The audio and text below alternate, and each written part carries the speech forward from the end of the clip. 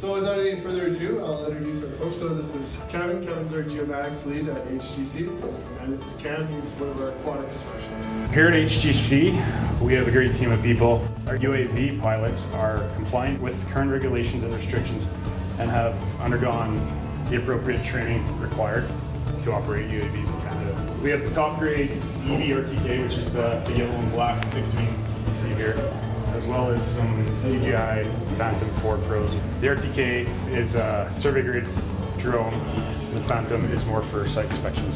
From the drone, we use the imagery and go through a process called photogrammetry, and it creates a point cloud. That's what makes the DSM and what a lot of the products and the information that you can tease out from the drone come from. The neat thing with a model like this is you can view it from any perspective. You can literally, zoom in, walk around. You could throw on VR glasses and be at site without actually being there.